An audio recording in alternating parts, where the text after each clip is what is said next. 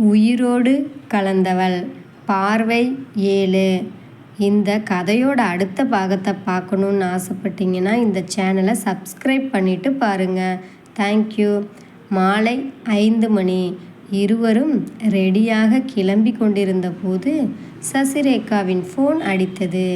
சசி, நான் அம்மா பேசுகிறேம்மா, உன்னை பார்க்கணும் போல இருக்குமா, கொஞ்சம் ஊருக்கு வந்துட்டு போறியாம்மா? சசி பேசிக்கொண்டு இருக்கும்போதே அதை சுந்தர் புரிந்து கொண்டு, சசி, இப்படியே நம்ம அம்மா வீட்டுக்கு போயிட்டு அவங்க அம்மாவை பார்த்துட்டு போகலாமா? தான் சொல்வதற்கு முன்பே முந்திக்கொண்டு தன்னுடைய ஆசையை நிறைவேற்றிய கணவனை நினைத்து மனதுக்குள்ளேயே மகிழ்ந்தாள் சசி. காரை விட்டு இறங்கியதும் வேகமாக ஓடி சென்று அம்மாவை கட்டி அணைத்து முத்தமிட்டு, நல்லா இருக்கியாம்மா என்றாள். என்னன்னே தெரியல சசி, உன்னை விட்டு பிரிஞ்சதுனாலயா இல்லை தனியாகவே இருக்கிறதுனாலயா என்னன்னு தெரியல சசி, ஒரே படபடப்பாக வர மாதிரியே இருக்குது சசி. உன்னை பார்த்தா சரியாயிடும் தான் உன்னை வர சொல்கிறேன் சசி. சரி, மாப்பிள்ளை வந்திருக்காரா? எங்கே காணா? என்னங்க மாப்பிள்ளை, உங்களை ரொம்ப சிரமப்படுத்திட்டேனா? அப்படியெல்லாம் ஒன்றும் இல்லைத்த, நீங்களே ஃபோன் பண்ணேனாலும் சசிக்கு சஸ்பென்ஸாக இருக்கணும்னு இங்கே தான் கூட்டிகிட்டு வரலான் இருந்தேன். நீங்கள் நல்லா இருக்கீங்களா அத்தை? நான் நல்லா இருக்கேன் மாப்பிள்ள. உங்கள் 2 பேரையும் பார்த்ததுக்கப்புறம் தாங்க எனக்கு உயிரே வந்த மாதிரி இருக்குது. அம்மா சாப்பிட்டியாம்மா என்றாள் சசி. இப்போ தான் சசி கொஞ்சமாக சாப்பிட்டேன், உங்களுக்கு சமைச்சு வச்சுருக்கேன், நீங்கள் 2 பேரும் சாப்பிட்டு நேரமாயிடுச்சு போய் படுங்க என்றாள் சுகந்தி. பொழுது விடிந்தது. ஏங்க, இன்னைக்கு ஒரு நாள் நான் அம்மா கூட இருந்துட்டு வரட்டுமா என்றாள் சசி. ஓகே சசி, அம்மாவை ஹாஸ்பிட்டல் அழைச்சிட்டு போகிறதுனா கூட அழைச்சிட்டு போயிட்டு வா, நான் ஆஃபீஸ் போயிட்டு வந்துடுறேன், ஓகேவா? சுந்தர் ஆஃபீஸ் கிளம்பியதும், சசி, உன்னை மாப்பிள்ளை நல்லா பார்த்துக்கிறாராம்மா என்றாள் சுகந்தி. அதெல்லாம் ரொம்ப நல்லா பார்த்துக்கிறாருமா, நீ என்னை நினச்சி கவலைப்படாமல் நிம்மதியாக இருமா, ஹாஸ்பிட்டல் எதுவும் போயிட்டு வரலாமாம்மா என்றாள் சசி. ஹாஸ்பிட்டல்லாம் ஒன்றும் வேணாம்மா, உடம்புக்கெல்லாம் ஒன்றுமே இல்லைம்மா, உன்னை பார்த்ததுமே எனக்கு எல்லாமே சரியாயிடுச்சுமா, இப்போ நான் சந்தோஷமாக நிம்மதியாக தான் இருக்கேன் சசி. நீ வேணால் மாப்பிள்ளையை வர சொல்லி ஈவினிங் வீட்டுக்கு போறியாம்மா? ஹனிமூன்லேருந்து வேற நேராக இங்கே வந்துட்டீங்க, மாப்பிள்ளை வீட்டில் இருக்கிறவங்க என்னெல்லாம் நினைக்கிறாங்கன்னு தெரில வேற. சரிம்மா, நீ உடம்பை பார்த்துக்கோ, என்னை நினச்சி கவலைப்படாதம்மா, நான் நல்லா தான் இருக்கேன். சுந்தரும் அன்று மாலை தனது காரை அனுப்பியிருக்க அந்த காரில் புகுந்த வீட்டுக்கு கிளம்பினாள் சசி. ஏதோ அன்றைக்குத்தான் முதலாக தாயை பிரிவது போல மனம் வலிக்க கலங்கிய கண்களுடன் தனது தாயிடம் விடைபெற்று கொண்டாள் சசி. இரவு 7 மணிக்கு சசிரேகா தனது புகுந்த வீட்டுக்கு சேர்ந்தபோது இந்துமதியும் அவளுடைய அத்தை அமுதாவும் மட்டும்தான் வீட்டில் இருந்தனர். தாய் வைத்து கொடுத்திருந்த பலகாரங்களை கொண்டு போய் கிச்சனில் வைத்துவிட்டு வந்தவள் தனது அத்தை அழைக்க அருகில் சென்றாள். என்ன சசிரேகா, ஒரு வழியாக வந்துட்ட போல இருக்கு, வீடு விட்டுருச்சா? அம்மாவுக்கு கொஞ்சம் உடம்பு சரியில்லத்த, அதான் நினச்சேன். ஐயோ பாவம்னு நாங்கள் எல்லோரும் பரிதாபப்படுவோம்னு நினச்சிட்டியா? அதோட செலவும் மிச்சம். அப்படியெல்லாம் இல்லத்த என்ற சசிரேகாவை பேச விடாமல், ஆனால் மற்றவங்க பணம்னா மட்டும் மனசாட்சியே உறுத்தாது போல இருக்கு என்றாள் இந்துமதி. இந்துமதி சொல்வது புரியாமல் சசிரேகா அவளை பார்க்க, உன் ஒருத்தியை கூப்பிட்றதுக்காக கார் 100 கிலோமீட்டர் தூரம் வந்துட்டு திருப்பி வந்திருக்கு இல்லையா என்றாள். வேறொரு முக்கியமான வேலையாக டிரைவர் இங்கு நம் வீட்டிற்கு சற்று அருகிலேயே வருகிறான் என்று கணவன் சொன்னதும், அந்த வேலையை முடித்துவிட்டுத்தான் உங்களை அழைக்க வந்திருக்கிறேன் என்று டிரைவர் சொன்னதும் நினைவுக்கு வந்தாலும் சசிரேகா அப்போதைக்கு அதை வெளியே சொல்லவில்லை. என்ன, எங்களெல்லாம் பார்த்தா பதில் சொல்கிற அளவுக்கு கூட இல்லையா? அப்படியெல்லாம் இல்லைத்த. சரி சரி, உன் திருவாயிலிருந்து வர்ற வார்த்தைகளை நின்று கேட்க எங்களுக்கு நேரம் இல்லை. நாங்கள் 2 பேரும் ஒரு ஃபங்க்ஷனுக்கு கிளம்புறோம். அந்தி வேலையினால் கதவை மூட வேண்டாம், இங்கே ஹால்லே உட்காந்துரு. சரிங்கத்த, நாங்கள் திரும்பி வர எப்படியும் 1 மணி நேரத்துக்கு மேலே தான் ஆகும். எங்காவது உள்ளே போயிடாத, வீட்டில் யாருமே இல்லை என்று மேலும் ஒரு முறை சொல்லிவிட்டு அவர்கள் இருவரும் கிளம்ப, அவர்கள் சென்றதும் டிவியை ஆன் செய்து கொண்டு சோபாவில் அமர்ந்து கொண்டாள் சசி. என்னதான் ஒரு ஆதரவான சூழ்நிலையை அந்த வீட்டில் அவர் எதிர்பார்க்கவில்லை என்றாலும், இதே போல எப்பொழுதும் அவர்கள் நடந்து கொண்டால் என்ன செய்வது என்று யோசனை போனதில் எதிர்காலமே இருண்டு படு பயங்கரமாக தோன்றியது சசிக்கு. அதோடு இதுவரை ஒரு நாள் கூட தனது அத்தை தன்னிடம் முகம் கொடுத்து பேசியிருக்கவில்லை என்பதும் மனம் வலிக்க நினைவுக்கு வந்தது. ஏதேதோ எண்ணி மனம் குழம்பியவள் கடைசியாக தனக்குத்தான் கணவனின் துணை இருக்கிறதே என்று மனம் நிம்மதியடைந்தாள். திருமணத்திற்கு பிறகு முதல் தடவையாக ஒரு நாள் கணவனை பிரிந்திருப்பதே ஏதோ மிகப்பெரிய இடைவெளி போல மனதிற்குள் தோன்ற தொடங்கியிருந்தது. தேனிலவுக்கென பணியில் சுற்றியது, தாயை பிரிந்ததில் அழுதது என்று எதையெதையோ எண்ணி மனம் குழம்பியது என தலையை வலிக்க ஆரம்பித்திருக்க, சூடாக ஒரு கப் காஃபி குடித்தால் நன்றாக இருக்குமே என்று தோன்றியது. இந்நேரம் தனது தாயாக இருந்திருந்தால் முகத்தின் குறிப்பறிந்தே தனக்காக அனைத்தையும் செய்திருப்பார்களே என்று சிறிது நேரம் ஏங்கிவிட்டு பிறகு நடப்புக்கு வந்தாள் சசிரேகா. அப்பொழுதுதான் தனது வீட்டை போன்று 2 மடங்கு பரப்பளவுடைய அந்த ஹாலில் தான் மட்டும் தனியாக அமர்ந்திருப்பது நினைவுக்கு வந்து பயத்தை ஏற்படுத்தியது. மணி 7:30க்கும் மேலாகி இருக்க, மாலை நேரம்தான் முடிந்துவிட்டதே, இனி சென்று ஹால் கதவை தாளிட்டு கொண்டு வந்து நிம்மதியாக அமர்ந்து கொள்ளலாம் என்று நினைத்தவள் பிறகு அதற்கும் தயங்கி கொண்டு பேசாமல் அப்படியே அமர்ந்து விட்டாள். இதோ இப்பொழுது வந்து விடுவார்கள் என்று 2 மணி நேரங்களுக்கும் மேலாக அனைவரையும் எதிர்பார்த்து கொண்டிருந்ததாலோ என்னவோ லேசாக இருந்த தலைவலி கொஞ்சம் கொஞ்சமாக அதிகமாகி விண்ணென்று தெறிக்க ஆரம்பித்திருந்தது அவளுக்கு. கடைசியாக அப்படியே சற்று படுத்து கொள்ளலாம் என்று சசிரேகா படுக்கப் போகவும் அவளுடைய அத்தை அமுதாவும் இந்துமதியும் உள்ளே வரவும் சரியாக இருந்தது. என்ன, இன்னும் யாரும் வரலையா? இல்லைங்க அத்தை என்று பதில் சொன்னாள் சசிரேகா. ஏன், உன்னோட சொத்தை யாரோ பிடுங்கிக்கிட்ட மாதிரி இப்படி உருன்னு இருக்க என்று தன்னை ஒரு மாதிரியாக பார்த்த இந்துமதியை என்ன பதில் சொல்வதென்று தெரியாமல் பார்த்தாள் சசி. வாய்விட்டு முனகாத குறையாக தலைவலியால் துடித்து கொண்டிருந்தவளுக்கு இந்துமதி தன்னை பார்க்கும் பார்வையில் அழுகை வர பார்க்க தான் தூங்கப் போவதாக தனது அத்தையிடம் சொல்லிவிட்டு நல்ல வேளையாக அங்கிருந்து நகரப்போனாள். ஏன் இப்படி ஜடம் மாதிரி நின்றுட்டுருக்க? அங்கே உங்கள் வீட்டில் இப்படித்தான் உங்கள் அம்மாவுக்கு எந்த உதவியும் செய்யாமல் பராக்கு பார்த்துட்ருப்பியா? எல்லோரும் சாப்பிட்டுட்டு வந்துட்டாங்க, நாங்களும் சாப்பிட்டாச்சு. போய் சமையலறையெல்லாம் அப்படி அப்படியே கிடக்கும். போய் உன் வீட்டுக்காரருக்கு பாலை நல்லா கொதிக்க வச்சு அரை சக்கரை போட்டு ஃப்ளாஸ்கில் ஊற்றிக்கிட்டு அங்கே இருக்கிற எல்லாத்தையும் ஒதுக்கி வச்சுட்டு அப்புறமா படுக்கப்போ.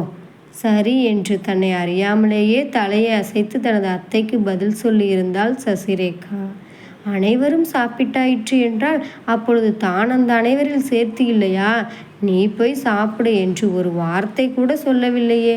சரி, அவர்கள் சொல்லாவிட்டால் தான் என்ன என்று சமையலறைக்கு போய் ஆராய்ந்தவளுக்கு உணவென்று சிறிது கூட சாப்பிடுவதற்கு எதுவும் இல்லாமல் சுத்தமாக துடைத்து கழுவ போடப்பட்டிருந்த பாத்திரங்கள் தான் கண்களுக்கு தட்டுப்பட்டது.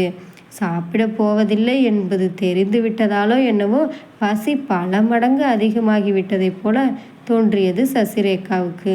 எதையாவது கொஞ்சம் சாப்பிட்டால் நிச்சயமாக தலைவலி குறையும் என்பது தெரிந்தாலும் உயிர் போகும் தலைவலியில் தனது அத்தை சொன்ன வேலைகளை முடிப்பதற்குள்ளேயே அவளுக்கு போதும் போதும் என்று ஆகிவிட்டிருந்தது.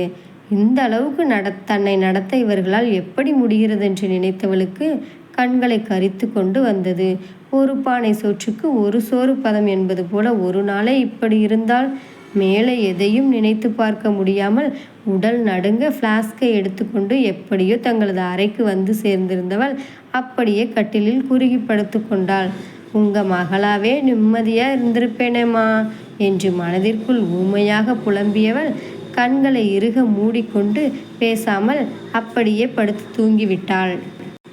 எவ்வளவு நேரம் அப்படியே போயிருக்குமோ. மெதுவாக என்றாலும் தங்களது அறைக்கதவு திறந்து கொண்ட ஒளியில் கண் விழித்து பார்த்தாள் சசிரேகா. கணவன் நேராக தன் அருகில் வந்து நின்றவனை பார்த்துவிட்டு மெதுவாக எழுந்து அமர்ந்தாள். வாங்க, இப்போதான் வரீங்களா? ஆமாம் சசி, நீ எத்தனை மணிக்கு ஊர்லேருந்து வந்து சேர்ந்த? ஏன், என்னாச்சு, பார்க்க ஒரு மாதிரி இருக்க? ஒன்றும் இல்லைங்க, லேசாக தலைவலி அவ்வளோதான் என்று எழப்போன மனைவியை தடுத்தவன் தானும் அருகில் அமர்ந்து கொண்டான். லேசாவா? பார்த்தா அப்படி தெரிலையே, ரொம்ப டல்லாக இருக்க. சரி, நீங்கள் சாப்பிட்டீங்களா? அதெல்லாம் சாப்பிட்டாச்சு என்றவன், நேத்தே உன் உடம்பு சூடாக இருந்ததேம்மா, உனக்கு அந்த பனி ஒத்துக்கல என்று மனைவியின் நெற்றியை மிருதுவாக பிடித்து விட்டான் சுந்தர். அதெல்லாம் ஒன்றும் இல்லைங்க, தூங்கி எழுந்தா எல்லாம் சரியாயிடுங்க. மிகவும் சிரமப்பட்டு தன்னை சாதாரணமாக காட்ட முயலும் மனைவியை பார்த்தவன், சரி நீ சாப்பிட்டியா என்று கேட்டான். பசிக்கலைங்க. என்னது பசிக்கலையா? பசிக்கிற அளவுக்கு கொஞ்சமாக அம்மா வீட்டில் சாப்பிட்டு இருக்க வேண்டியது தானே. ஏண்டா தங்கம், சாப்பிட்லேன்னு சொல்லு ப்ளீஸ் சுந்தர், என்னால் சுத்தமாக முடியல, என்னை விட்டுடுங்க, ரெஸ்ட் எடுத்தால் எல்லாம் சரியாயிடும். ஃபஸ்ட்டு சொல்லு, நீ ஏன் சாப்பிடல? மீண்டும் மீண்டும் அதே கேள்வியை கேட்ட கணவனை நிமிர்ந்து பார்த்தாள் சசிரேகா. சற்று இறுக்கத்துடன் அமர்ந்திருந்தவன் தனது பதிலுக்காக காத்திருப்பது தெரிந்தது. இன்னைக்கு எல்லாரும் வெளியே சாப்பிட்டுட்டு வந்ததுனால என் ஒருத்திக்காக மட்டும் செய்யலைன்னா என்னன்னு நான் பேசாமல் படுத்துட்டேங்க. சரி, அப்புறம்? அட இதென்ன சோதனை என்று சசிரேகா மனதிற்குள் நினைத்து கொண்டிருக்க, சரி நீ படுத்துக்கோ என்று எழுந்தான் சுந்தர். நீங்கள் ஏன் எழுந்திருக்கிறீங்க?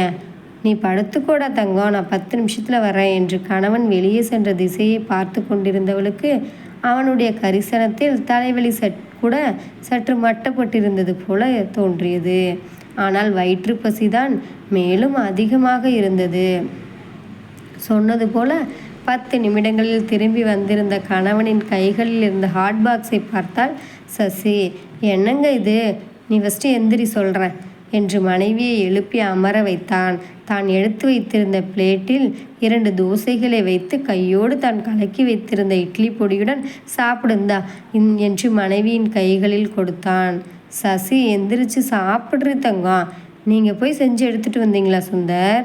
நீ முதல்ல சாப்பிடு, அப்போ தான் நான் மேலே எதுவும் பேசுவேன் என்று கணவனின் உபசரிப்பில் எழுந்து போய் கைகளை கழுவி கொண்டு வந்தாள் சசிரேகா. மனைவி அமர்ந்ததும் அவளிடம் பிளேட்டை எடுத்து கொடுத்தவன் ஒரு டம்ளரில் தண்ணீரை ஊற்றி அருகில் வைத்தான். முதலில் கணவனுக்காக சாப்பிட ஆரம்பித்தவள் அதற்கு பிறகு மடமடவென்று 3 தோசைகளை சாப்பிட்டு முடித்துவிட்டு தான் நிமிர்ந்தே பார்த்தாள். தான் எவ்வளவு மறுத்தும் கேட்காமல் சிறியதுதான் என்று கணவன் மேலும் ஒரு தோசையை வைத்துவிட்டு நான் குளிச்சுட்டு வரேன் என்று சென்றிருக்க முயன்று அதிலும் ஒரு பாதியை சாப்பிட்டு முடித்தாள் சசிரேகா. தன் வயிறு வாடக்கூடாது என்பதற்காகத்தானே தானே சென்று தோசை வாத்து எடுத்து வந்த கணவனின் அன்பில் நெஞ்சம் மகிழ்ந்து போனது. இப்படி ஒரு கணவன் கிடைக்க உண்மையிலேயே தான் மிகவும் தவம் செய்திருக்க வேண்டும் என்று தோன்றியது. அதிலும் முன்ன பின்ன நான் கிச்சனுக்கே போனதே இல்லை என்று கணவன் பேச்சுவார்த்தையில் சொன்னதுதான் நினைவுக்கு வந்தது. யாராவது பார்த்திருந்தால் அவனுடைய காதில் விழும் விதமாகவே புது பொண்டாட்டி மோகம் என்று கேலி பேசியிருக்கவும் வாய்ப்பு இருக்கிறது. அப்படி எதை பற்றியும் கவலைப்படாமல் தன் பசியை தீர்ப்பதற்காக தனக்கு தெரிந்த அளவில் இவ்வளவு விரைவாக கணவன் செய்திருக்கும் வேலைகளை நினைத்ததில் கண்களை கரித்து கொண்டு வந்தது சசிரேகாவுக்கு. என்னடா தங்கம் என்ற கணவனின் குரலில் நிமிர்ந்து பார்த்தாள் அவள். என்ன சசி என்று குளித்துவிட்டு ஃப்ரெஷ்ஷாக தனக்கு மிக அருகில் வந்து அமர்ந்திருந்தவனை சுந்தர் என்று அழுகையில் உதடு துடிக்க அழைத்தாள். அதற்கு மேல் எதுவும் பேச முடியாமல் போக அப்படியே கணவனின் மார்பில் முகம் புதைத்து கொண்டாள் சசி. சசி என்று அவன் மிருதுவாக மனைவியை அணைத்து கொள்ள மேலும் வாகாக கணவனுடைய மார்பில் ஒட்டி கொண்டாள் சசிரேகா. அப்படியே பல வினாடிகள் சென்றிருக்க மனைவியின் சூடான கண்ணீர் தன் மார்பை நனைப்பதை உணர்ந்தான் சுந்தர். எதுக்கு சசி இப்போ அழுவுற? ஏற்கனவே தலைவலியில் இருக்கும்போது இப்படி அழக்கூடாது. கண்களை துடைத்து கொண்டு மெதுவாக நிமிர்ந்து தன்னை பார்த்த மனைவியை பார்த்தான் சுந்தர். நான் ஒன்றும் அழலை, இது ஆனந்த கண்ணீராக்கும் என்றாள். ஓ நிஜமாவே? நான் இப்போ எவ்வளோ சந்தோஷமாக இருக்கேன் தெரியுமா சுந்தர்? ஏன், உங்கள் இடத்துல வேறு யார் இருந்திருந்தாலும் அதிகபட்சம் போய் எதையாவது செஞ்சு சாப்பிட்டு வேணும்னா வா என்று சொல்லியிருப்பாங்க. ஆனால் நீங்கள், நான் மட்டும் அப்படி என்ன பெருசாக என்னத்தை செஞ்சிட்டேன் என்றவன், இப்போ உனக்கு தலைவலி எந்த அளவுக்கு இருக்குது என்று கேட்டான். மேக்சிமம் சரியாயிடுச்சு சுந்தர். அட நிஜமாக தாங்க சொல்கிறேன் என்ற மனைவியை அவன் காதல் பார்வை பார்க்க ப்ளீஸ் அப்படி பார்க்க வேண்டாமே சுந்தர் என்றாள் சசிரேகா. சரிதான் என்று சுந்தர் மனைவியை இழுத்து அணைத்து நெற்றியில் அழுந்த முத்தமிட்டான். அவளை தன் மடியில் படுக்க வைத்து தட்டி கொடுத்து கொண்டே தூங்க வைத்தான். அவளும் சுந்தரின் மடியிலேயே அசந்து தூங்கிவிட்டாள். அவள் தூங்கும் அழகை ரசித்து பார்த்து கொண்டே இருந்த சுந்தருக்கும் தூக்கம் வர அப்படியே சாய்ந்து தூங்கிவிட்டான். அதிகாலை வேளை கிளிகள் அனைத்தும் கூச்சலிட குயில்கள் கூவ சசி கண்விழித்து பார்த்தாள். விடிய விடிய இப்படி சுந்தரோட மடியிலேயே படுத்து தூங்கிட்டோமோ, அவர் நமக்காக இப்படி உட்கார்ந்தவாறே தூங்கிட்டு இருக்காரே என்று நினைத்து எழுந்து சுந்தரை அவர் தூக்கம் களையாதவாறு நன்றாக பெட்டில் படுக்க வைத்துவிட்டு வேகமாக குளியல் அறைக்குள் சென்றவளை கையை பிடித்து இழுத்தான் சுந்தர். ஏங்க இப்போ நீங்கள் நல்லா தானே தூங்கிட்டு இருந்தீங்க, அப்படின்னு நினச்சி தான் உங்களை சரியாக படுக்க வச்சேன். நைட் ஃபுல்லாக இப்படி உட்காந்துக்கிட்டே தூங்கிட்டு இருந்திருக்கீங்க. இப்போ சரியாக தூங்கியிருக்க மாட்டீங்க, இன்னும் கொஞ்சம் நேரம் தூங்குங்க. சசி, நீ என்னை தூக்கி தலைவனில் படிக்க வைக்கும்போதே நான் எழுந்திரிச்சிட்டேன். அதெல்லாம் சரி, மேடம்க்கு எல்லாம் தலைவலியெல்லாம் சரியாயிடுச்சா என்று கேட்டுக்கொண்டே அவளை மீண்டும் பெட்டில் இழுத்து படுக்க வைத்தான். அவளை இறுக்கி அணைத்து மார்போடு சாய்த்து இதழோடு இதழ் வைத்து சுவைத்தான். என்னங்க, காலையிலே ஆரம்பிக்காதீங்க. நான் போய் குளிச்சுட்டு கிச்சனில் போய் வேலை பார்க்கணும்ல. முதல்ல மாமனுக்கு வேண்டிய வேலையெல்லாம் நீ செய்ய, அப்புறம் கிச்சனுக்கு போய் வேலை செய்ய போவேன். மாமனோட வேலை தானே, அப்புறம் பார்த்துக்கலாம் என்று கூறிக்கொண்டே எழுந்து ஓட ஆரம்பித்தவளை மீண்டும் இழுத்து தன் மடியில் உட்கார வைத்தான். அவளை மார்போடு இறுக்கி அணைத்து, இதோ பாரடி தங்கம், இனிமே இப்படி நைட்டு எல்லாம் சாப்பிடாம பசியோடு இருக்கக்கூடாது. ஏதாவது செஞ்சு சாப்பிட்டு வந்து தான் தூங்கணும், சரியா என்று கூறிவிட்டு சுந்தரும், நான் வெளியில் போய் வேலை இருக்கு, கொஞ்சம் போயிட்டு வரேன் என்று கூறினான். சரிங்க என்று வேகமாக குளியலறைக்குள் போய் தன் காலை வேலைகளை முடித்துவிட்டு கிச்சனுக்குள் சென்றாள் சசி. குட் மார்னிங் அண்ணி. ஹாய் பிரீத்தி. Good morning. பார்த்து ரொம்ப நாளாச்சு, எப்படி இருக்கீங்க அண்ணி? நான் நல்லா இருக்கேன், நீ எப்படி இருக்க பிரீத்தி? நான் நல்லா இருக்கேன் அண்ணி. நீங்கள் என்ன கிச்சனில் இருக்கீங்க, உங்களுக்கு சமைக்கலாம் கூட தெரியுமா? அட, பிரீத்தி குட்டிக்கு என்ன இவ்வளவு ஆச்சரியம்? நான் என்ன ஃப்ளைட்டாக ஓட்டுறேன், சமைக்க தானே செய்கிறேன். ரொம்ப சிம்பிள். நீ சொல்கிறத பார்த்தா பிரமாதமாக சமைப்பீங்க போல இருக்கு. அதை நீ சாப்பிட்டு பார்த்து சொல்லு, அப்புறமா சொல்லு. ஆமாம், எக்ஸாம்லாம் எப்படி எழுதியிருக்க? நல்லா எழுதியிருக்கேன் அண்ணி. ஆமாம், அண்ணாவை எங்கே காணா? ஏதோ வேலையாக கிளம்பி போனாருமா. ஆமாம், நைட்டு படத்துக்கு போயிருந்தியே, படம் எப்படி இருந்துச்சு பிரீத்தி? படம் சூப்பராக இருந்துச்சு அண்ணி. நம்ம எல்லோரும் சேர்ந்து இன்னொரு தடவை அந்த படத்துக்கு போயிட்டு வரலாம் அண்ணி. ஓ, போகலாமே. உனக்கு ஒன்று தெரியுமா, எனக்கும் சினிமாவுக்கு போகிறதுனா ரொம்ப பிடிக்கும். அட, நீங்களும் என்ன மாதிரி தானா? அப்போ இனிமேல் எனக்கு பிரச்சனையே இல்லை என்று குதித்தாள் பிரீத்தி. அது சரி, உனக்கு குடிக்க என்ன கொடுக்கட்டும்? வேண்டாம் அண்ணி, உங்கள் கைவண்ணத்தில் டிஃபன் வாசனை கமகமன்னு ஆளையே தூக்குது. நான் போய் ஃப்ரெஷ் ஆகிட்டு வந்து டிஃபனே சாப்பிட்டுக்கிறேன் என்று சிரித்து கொண்டே சென்ற தனது நாத்தனாரை பார்த்தாள் சசிரேகா. பரவாயில்லையே, தனக்கு இந்த வீட்டில் ஒரு நல்ல தோழமையும் இருக்கிறது என்ற மன நிம்மதியுடன் சமையல் வேலைகளை தொடர்ந்தாள். தன்னுடைய அத்தை சொன்னது போல 8 மணிக்குள் அனைத்து பதார்த்தங்களையும் செய்து முடித்துவிட்டு டைனிங் டேபிளில் எடுத்து வைத்திருந்தாள். சொல்லி வைத்தார் போல ஒவ்வொருவராக அடுத்த 10 நிமிடங்களில் சாப்பிட வர தானே முன்னின்று பரிமாறினாள். அடடா, நம்ம வீட்டு கிச்சனுக்குள்ளே லேடிஸ் எட்டி பார்க்குறதே அதிசயம். ஆனால் இன்னைக்கு சமையலே உன்னோடது தான் போல. இப்போ தான் இந்த வீடு அந்த மகாலட்சுமியே வந்து வாசம் செய்கிற மாதிரி நிறைஞ்சு இருக்குமா என்று சொல்லிக்கொண்டே கிருபாகரன் வர மெல்லியதாக புன்னகைத்து கொண்டே ஒதுங்கி நின்றாள் சசிரேகா. எப்படி இருக்கம்மா? ஊரில் அம்மா எப்படி இருக்காங்க? நல்லா இருக்கேன் மாமா என்று சொல்லிக்கொண்டே சாப்பிட வந்து அமர்ந்திருந்த தனது மாமனாருக்கு பிளேட்டை எடுத்து வைத்து பரிமாற ஆரம்பித்தாள் சசிரேகா. அண்ணியோட ப்ரிப்ரேஷன் பிரமாதம் டாடி என்று ஏற்கனவே அமர்ந்து சாப்பிட்டு கொண்டிருந்த மகள் பாராட்டிதழ் வழங்க 2 வாய் சாப்பிட்டு கொண்டிருந்த பிரபாகரனும் அதையே ஆமோதித்தார். அப்படி ஒன்றும் மிகவும் பிரமாதமாக சமைத்து பழக்கப்பட்டிராத சசிரேகாவுக்கு அவர்கள் இருவரும் மனதார பாராட்டியதில் மனம் நெகிழ்ந்து போனது. மேலும் சிறிது நேரத்தில் நீயும் உட்கார்ந்து சாப்பிடுமா என்று மருமகளிடம் சொல்லிக்கொண்டே தன் சாப்பிட்டு முடித்து எழுந்தார் கிருபாகரன். அதே நேரம் அண்ணா வந்தாச்சு என்று பிரீத்தி சந்தோஷமாக சொல்ல தானும் திரும்பி பார்த்தாள் சசிரேகா. என்ன மேடம், உங்கள் வேலையை ஆரம்பிச்சிட்டியா என்று கேட்ட தனது அண்ணனிடம் என்னண்ணா என்று கேட்டாள் பிரீத்தி. எக்ஸாம்லாம் முடிஞ்சிச்சு, இனி நீ பார்க்க போகிற ஃபுல் டைம் ஜாப் சாப்பிட்ற வேலை தானா? போங்கண்ணா, நான் ஒன்றும் அப்படி இல்லை, நான் தான் காலேஜில் ஃபஸ்ட் மார்க் வாங்குவேன், தெரிஞ்சுக்குங்க.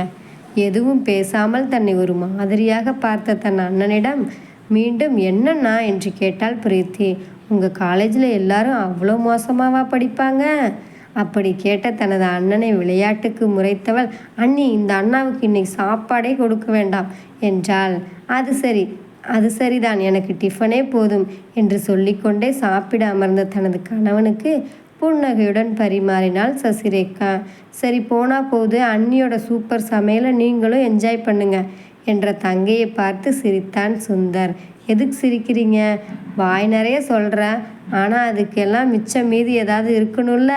ஹலோ, என்ன கிண்டலா என்று பிரீத்தி சற்று சத்தமாக தனது அண்ணனை பார்த்து கேட்க, அதானே, இருந்திருந்து பிரீத்தியை போய் இப்படி சொல்கிறீங்களே என்று தனது நாத்தனாருக்காக பரிந்து வந்தாள் சசிரேகா. பார்த்தீங்களா, என் பக்கம் இனிமேல் பலம் அதிகம் என்று பிரீத்தி சந்தோஷமாக சொல்ல, அது சரிதான் என்று சற்றே பயந்தவன் போல சாப்பிட ஆரம்பித்தான் சுந்தர்.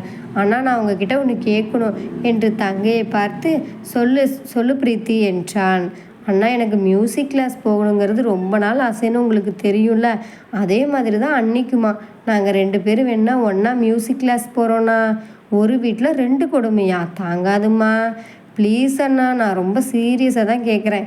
இல்லை, ஒரு கொடுமைக்கே, அதாவது ஒரு பக்கம் இருந்து வர சத்தத்துக்கு ஒரு காதை வேணும்னா அடைச்சிக்கலாம், 2 காதையினா அடவே. அண்ணா, வேண்டாமா. அப்பாட, எல்லாம் ஒரு வழியாக தப்பிச்சாங்க என்ற தனது அண்ணனிடம் நான் சொன்னது ஒன்றும் அந்த வேண்டாம் இல்லை என்று அவசரமாக மறுத்தாள் பிரீத்தி. பின்ன நான் மியூசிக் கிளாஸ் போகத்தான் போகிறேன், அதில் உங்களுக்கு எந்த சந்தேகமும் வேண்டாம் என்று தங்கையிடம். அடடா, இப்படி சொல்லிட்டியே பிரீத்தி என்றாள் சுந்தர்.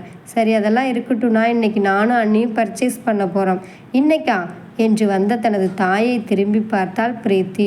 அட ஆமாம் மம்மி, இனி நீங்கள் என்ன சொல்ல போகிறீங்க என்ற மகளுக்கு எந்த பதிலும் சொல்லாமல் தனது மருமகளை பார்த்தாள் அமுதா.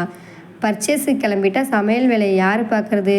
இன்னைக்கு முழுக்க கிச்சனில் எல்லா வேலையும் நீயே பார்த்துக்க என்று சொன்ன தனது அத்தையிடம் சரியத்தை என்றாள் சசிரேகா. என்ன மம்மி நீங்கள் என்று சினுங்கிய மகளிடம், நாளைக்கு முத்தையா திரும்பி வர வரைக்கும் அப்போ நம்ம எல்லாரும் பட்னி இருந்துக்கலாமா என்று கேட்டார். பட்னி எதுக்கு இருக்கணும்? இத்தனை நாளாக நம்ம என்ன பண்ணிட்டு இருந்தோமோ அப்படி எதையாவது செஞ்சு சாப்பிட்டுக்க வேண்டியதான் என்று சின்னதாகிவிட்ட குரலில் சொன்ன மகளை பார்த்தவர், நான் தான் செய்யணும், ஆனால் அதுக்கு முடியாமல் எனக்கு வெளியே கிளம்ப வேண்டிய வேலை இருக்குது என்றார் அமுதா. பரவாயில்ல மம்மி, நாங்கள் நாளைக்கு போய்க்கிறோம். இத்தனை நாளாக வீட்டுக்குள்ளேயே அடைஞ்சு கிடந்து எக்ஸாமுக்கு படிச்சுட்டு இருந்ததுனால என்னவோ பிரீத்தி குட்டிக்கு போர் அடிச்சு போச்சு. நாளைக்கு வேணும்னா நான் காலையிலேயே ஆஃபீஸ்க்கு போகும்போதே உங்கள் 2 பேரையும் கொண்டு போய் பர்ச்சேஸ்க்கு விட்டுட்டு போயிடுறேன், ஓகேவா என்று கேட்ட தனது அண்ணனிடம் உடனே சரிண்ணா என்று சிரித்து கொண்டே சொன்னாள் பிரீத்தி. அப்புறம் சுந்தர், உங்கள் கல்யாணம் முடிஞ்சதும் குடும்பத்தோடு நம்ம குலதெய்வம் கோயிலுக்கு வர்றதா வேண்டிக்கிட்டேன். நாளைக்கு மறுநாள் கோயிலில் விசேஷமும் வருது. கம்பெனி வேலைகள்லாம் கொஞ்சம் ஃப்ரீ பண்ணிக்கோப்பா, அன்னைக்கு நம்ம கோயிலுக்கு போயிட்டு வந்துடலாம். நாளைக்கு மறுநாளா என்று மகனிடம், ஏன்பா, உனக்கு முக்கியமான வேலை ஏதாவது இருக்கா என்று கேட்டார் அமுதா. இல்லை, ஒரு 10-15 நாளாகவே என்னால் கம்பெனி வேலைகளில் கான்சன்ட்ரேஷன் பண்ணலம்மா. வர சண்டே கோயிலுக்கு போய்கிட்டா என்ன? இல்லைப்பா, நாளைக்கு மறுநாள் போனால் தான் கொஞ்சம் நல்லாயிருக்கும் என்று மெதுவாக தயங்கி கொண்டே சொன்ன தனது அத்தையை பார்த்தாள் சசிரேகா. சரிம்மா, அப்போ நான் அந்த வேலைகள்லாம் சண்டே பார்த்துக்கிறேன் என்று மகன் சொல்ல உடனே முகம் மலர்ந்தார் அமுதா. அப்போ சரிப்பா, உங்ககிட்ட கேட்டுட்டு தான் மற்ற எல்லார்கிட்டையும் சொல்லிக்கலான்னு இருந்தேன். இனி கோயிலுக்கு கிளம்புறதுக்கான ஏற்பாடுகளை இன்னைக்கு இருந்தே பார்க்க ஆரம்பித்தாதான் சரியாக இருக்கும் என்று சொல்லிக்கொண்டே தாய் செல்ல தொடர்ந்து சாப்பிடுவதில் முனைந்தான் சுந்தர். சரிண்ணா, என் ரூமில் எனக்கு கொஞ்சம் வேலை இருக்குது என்று எழுந்தவள், 1 ஹவரில் உங்களுக்கு லஞ்ச் ப்ரிப்பேர் பண்ணுறதுக்கு ஹெல்ப் பண்ணுறேன். நான் வந்ததுக்கு அப்புறம் தான் நீங்கள் லஞ்ச் வேலையை ஸ்டார்ட் பண்ணணும் என்று கண்டிப்பாக சொல்லிவிட்டு சென்றாள் பிரீத்தி. சென்றவள் சில வினாடிகளில் அண்ணி என்று அழைத்து கொண்டே திரும்பி வந்தாள். என்னம்மா, அண்ணாவுக்கு காஃபி கலக்கும்போது எனக்கும் ஒரு கப் காஃபி கொடுக்குறீங்களா அண்ணி சரிடாம்மா என்று சொல்லிக்கொண்டே டேபிள் மேல் இருந்தவற்றை ஒதுக்கி வைத்தாள் சசிரேகா. ஹாய் ஸ்வீட் கேர்ள், என்ன சாப்பிட்டாச்சா? தனது பெரிய அண்ணி வர வாங்க நீ குட் மார்னிங் என்றவள், நான் இப்போ தான் சாப்பிட்டேன் நீ. ஓ, அப்போ நேரத்திலே எந்திரிச்சிட்டியா? வழக்கம் போல் 6 மணிக்கு தான் என்றவள், நீங்கள் சாப்பிட்லையா அண்ணி என்று கேட்டாள். பின்ன பசி வைத்த கிள்ளுது என்று சொல்லிக்கொண்டே டைனிங் டேபிளில் இருந்த பதார்த்தங்களை திறந்து பார்த்து தனக்கு தேவையானவற்றை ஒரு பிளேட்டில் பரிமாறிக்கொண்டாள் இந்துமதி. என்ன நீ இங்கே உட்காந்து சாப்பிட்லையா? அவசரமாக ஒரு மெயில் அனுப்பணும், அதனால் என் ரூமுக்கு போகிறேன் என்றவள், எனக்கு ஒரு ஸ்பூன் எடுத்துகிட்டு வர முடியுமா என்று சசிரேகாவை பார்த்தாள். சில வினாடிகளில் அவள் ஒரு ஸ்பூன் எடுத்து வந்து கொடுக்க ஒரு நன்றி கூட சொல்லாமல் அதை வாங்கி கொண்டு திரும்பிய இந்துமதியை மீண்டும் அண்ணி என்று அழைத்தாள் பிரீத்தி. என்ன பிரீத்தி, இன்றைக்கி எல்லா சமையல் ப்ரிப்ரேஷனும் சின்ன அண்ணியோடது தான். ரொம்ப டேஸ்ட்டாக இருக்குது. நீங்கள் வச்சுட்டு போகிறது கண்டிப்பாக பத்தாது, இன்னும் கொஞ்சம் சேர்த்து எடுத்துகிட்டு போங்க. ஓ, அதானே பார்த்தேன், பொங்கலில் ஒரு முந்திரி பருப்பையும் காணோம். தயிர் சேமியாவில் ஃப்ரூட்ஸ் எதுவுமே இல்லாமல் மொட்டையாக இருக்குது. நீ ஒன்று பண்ணு, ஒரு 10 நாளைக்கு முத்தையா கூட இருந்து நம்ம வீட்டு சமையல்லாம் எப்படி செய்யணும்னு கொஞ்சம் கற்றுக்கோ என்று சசிரேகாவை பார்த்து சொல்லிவிட்டு சென்றாள் இந்துமதி. தான் பேசாமலே இருந்திருக்கலாமோ என்று மனதிற்குள் நினைத்து கொண்ட பிரீத்திக்கு பெரியண்ணி சொன்னதை சாதாரணமாக எடுத்துக்கொண்டு வெகுளியாக சிரிக்கும் தனது சின்னண்ணியை பார்க்க பாவமாக இருந்தது. மனைவியும் தங்கையும் ஒரு சேர தன்னை பார்க்க கிச்சன் கேபினட்குள்ளே ஜென்ஸ் தலையை நீட்டுறது நல்லா இருக்காது என்று சிரித்தான் சுந்தர். அதானே உங்களுக்கு சாப்பிட மட்டும்தான் தெரியும். ஆமாம், நம்ம வீட்டில் கிச்சன் எந்த பக்கம் இருக்குன்னு உங்களுக்கு தெரியுமாண்ணா? அடடா, இப்படி உண்மையை கண்டுபிடிச்சிட்டே பிரீத்தி என்று சுந்தர் சற்றே பயந்தவன் போல தங்கையை பார்க்க, அந்த பயம் இருக்கட்டும் என்றாள் அவள். அந்த பேச்சை தொடர்ந்து வந்த கணவனின் பார்வை தன்மேல் விழ, சரி நான் போய் காஃபி எடுத்துட்டு வரேன் என்று அந்த இடத்தை விட்டு நகர்ந்தாள் சசிரேகா. சமையலறைக்குள் வந்திருந்தாலும் கணவனை பற்றிய எண்ணங்கள் தான் சசிரேகாவின் மனதில் ஓடிக்கொண்டிருந்தன. மருந்துக்கு கூட சமையலறை பக்கம் வந்திருக்காதவன் இரவு தனக்காக சமையல் செய்து கொண்டு வந்தது தான் நினைவுக்கு வந்தது. எவ்வளவு அன்பான கணவன் தனக்கு கிடைத்திருக்கிறான். அவனுக்காக எந்தளவு கஷ்டம் வந்தாலும் இந்த வீட்டில்தான் அதை தாங்கி கொள்ளத்தான் வேண்டும் என்று நினைத்து கொண்டாள் சசிரேகா. சொன்னது போல மறுநாள் தனது அண்ணி சொல்லி வைத்தார் போல மறுநாள் தனது அண்ணியுடன் பர்ச்சேஸுக்கு கிளம்பினாள் பிரீத்தி. இனி அடுத்த பார்வையில் தொடர்வோம். உங்களுக்கு இந்த கதை பிடிச்சிருந்தா ப்ளீஸ் அந்த சப்ஸ்கிரைப் பட்டனை கிளிக் பண்ணிவிட்டு பாருங்கள். தேங்க்யூ.